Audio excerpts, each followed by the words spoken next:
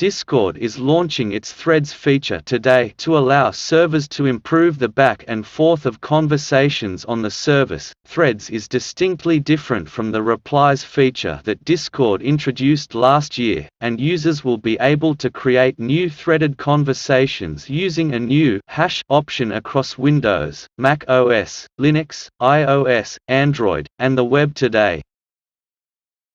Threads work very similar to how they do in many other chat clients, allowing Discord users to branch off a conversation away from a main channel feed. A separate feed is generated for threaded conversations, and Discord server admins will be able to control which members of a server can participate in threads. Moderators will even be able to remove people from threads if they're being troublesome.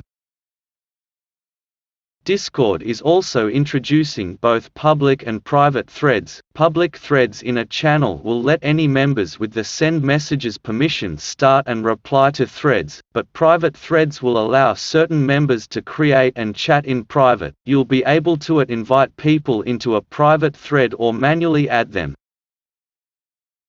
Discord will automatically archive threads within 24 hours to try to reduce the clutter for channels. You'll still be able to read threads in an archive tab, but you won't be able to reply to them once they're archived. Server admins can configure this up to 3 days for archive by default, but if a server is boosted to level 2 with Nitro boosts, then private threads and a 1-week archive option will be available.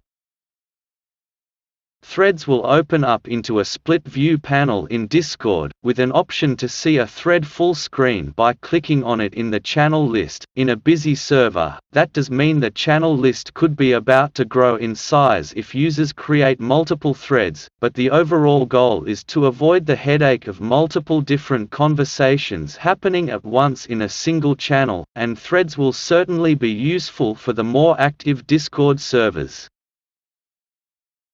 If you enjoyed this video, then hit the like button, share the video, and subscribe to our channel. And don't forget to hit the bell icon. Thanks for watching.